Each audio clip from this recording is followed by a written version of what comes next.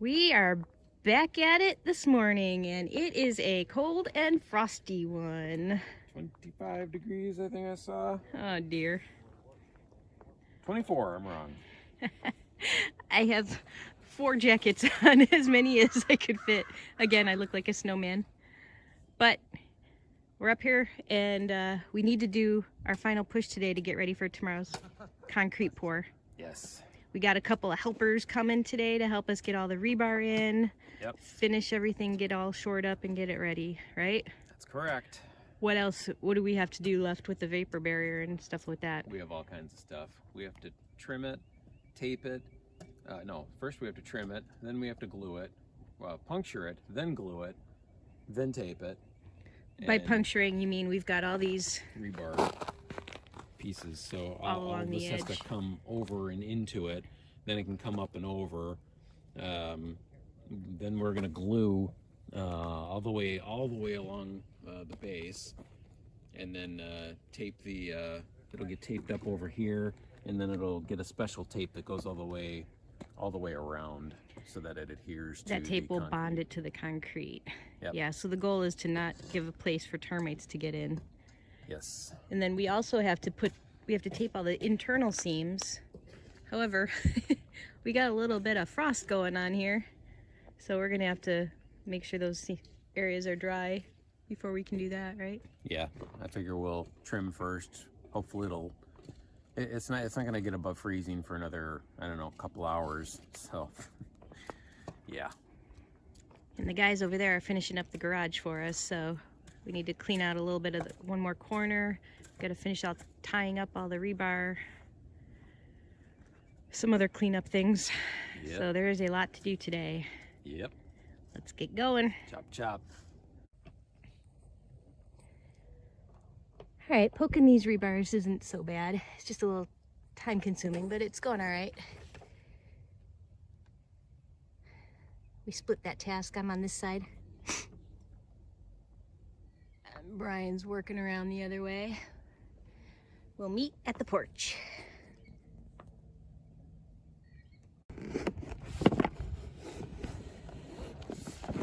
All right, this is one of the easier tasks, just trimming off the excess of the outside of the vapor barrier, Pango termite / radon barrier. Just want to get it down tight to the bottom of the form, because otherwise the concrete's going to pull it. So I step, he cuts.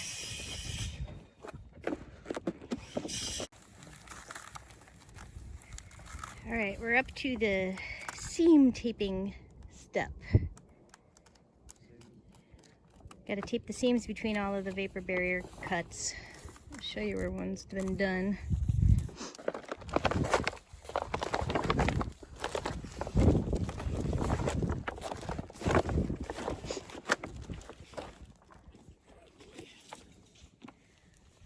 Can't let those termites through. So that's pretty easy. Once we get that done, time to start the rebar.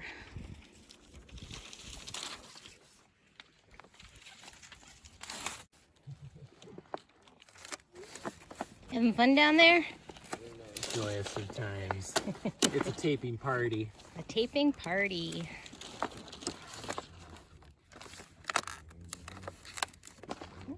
This one went nice and quick.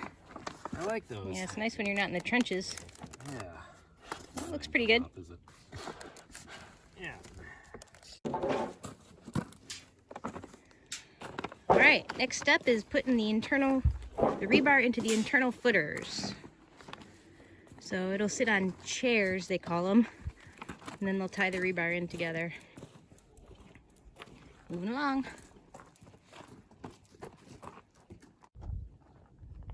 Boy, I left for a minute and came back and a bunch of the chairs are going down. That's a good part of this step. And you can see the rebar is on the chairs and then it's getting tied in. Looking good. All right, next step is to use this Pango bond adhesive, and we're gonna glue the base of the vapor barrier at the edge of the forms to stick it down. Yep.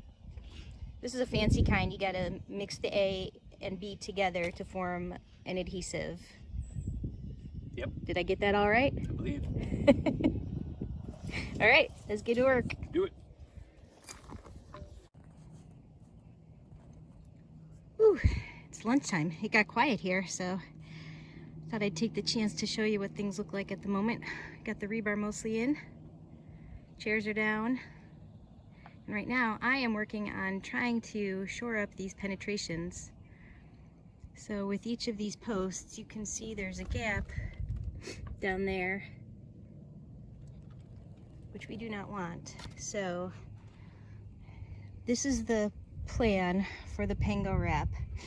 I took a piece, an extra piece, folded it in quarters. I'm going to snip this corner part here, so lay it down over it, which will make hopefully a nice tight seal. And then part two is this. I will wrap, so you can see it. I will wrap this extra piece that I cut little slits on around, which will make a nice, it'll basically make flanges around. And all of that then will get taped down. And that will hopefully give a good barrier. No termites allowed. This Pango stuff is really interesting. It's very thick, hard to work with, but hopefully it's going to do a good job.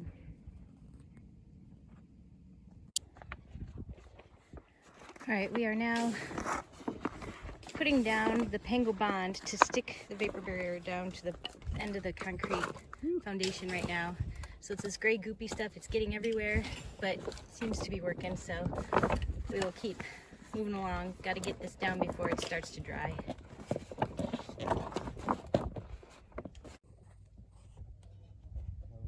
Here's what the penetrations look like after the Pango wrap has been put on. I put an additional sheet on, taped it with 6 inches of overlap, and then I did the one with the flanges on it, wrapped it around, taped it up good up here. I'll tape it around here. Hopefully the termites will not get in. That's the plan. I think it looks pretty good. We've got a half a dozen more to go.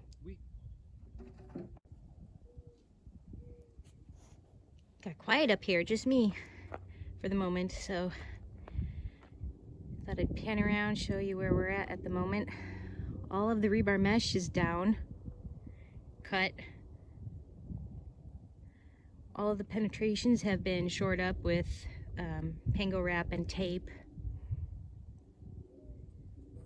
Unfortunately, the first round of the Pango bond that we used, we only got a little less than halfway around the perimeter, and we were too slow apparently and didn't mix it enough during the process, because we ended up, after 35 minutes, boy did it set. So we ended up losing, I don't know, a pretty good amount of it. We should have been able to get around the entire perimeter, and we're not even halfway done. So we have one more set that we're going to mix. We are going to go faster this time, make sure we get that all done in the 35-minute bonding time.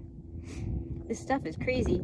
So Brian had to run out and buy a drill mixer because we opened it up and it's as thick as goo. There was no way we were going to hand mix that stuff, so that caused a bit of a delay. This is why everything takes us forever. So easy task. We just want to flip the vapor barrier over the edge, put some duct tape on it just to temporarily hold it so when the concrete pours that it won't flip over. So we start doing that and nothing is sticking. It just keeps popping up. So now we're gonna have to come up with a plan B of how to get this stuff just to stay put. We'll figure it out, but man. I thought I brought plan B up, but I didn't. What's plan B? Tape, that clear Gorilla tape. You think that'll stick better to the wood? Probably not, but that's plan B at the moment. We talked about staple gun, but we're figuring those will just rip out. Well, we might have to try the staple gun. Maybe. 2. Another trip down to get Gorilla Tape and a staple gun? Yep. All right, let's see how it goes. Burb. Oh, this is fun. Love this job. I'm going to be really happy tomorrow, though.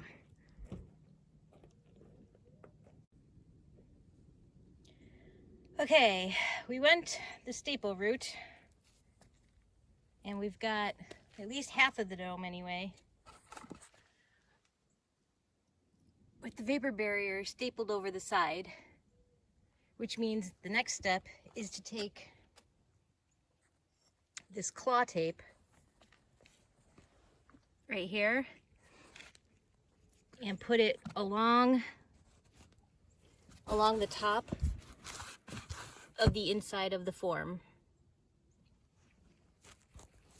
Apparently this claw tape, will form a mechanical bond with the concrete, and that will keep this Pango wrap, this plastic wrap, basically adhered, connected mechanically to the concrete, and that will form an impenetrable barrier. All right, here's that Pango claw stuff. It seems to be going on pretty well. Right along the top of the inside of the form. It's not as sticky as their tape, but... So it's just peel and stick. Definitely it's dirty, so I'm sure that didn't help. We tried to wipe it as best we can. But... Alright, well, I think it's working. So this is definitely easier as a 2-person job. So I am back at it. This is the step where you take the part A and part B of the Pango bond and mix it together, right? That is correct. All right, so you've already mixed the part A or B, one of them. Yep. Now And it's this goo in our sacrificial bucket. Yep.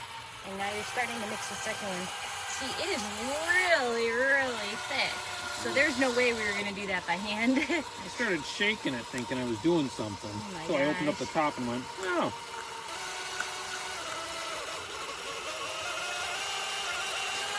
Wow, what a mess. That drill works pretty good. Yes. Yeah, this little mixer thing was worth the, I don't know what it was, 15 bucks or something. Well, even if it was more, we wouldn't have been able to do this without it. Yeah, we would not have. I mean, there's no doing that by hand. No.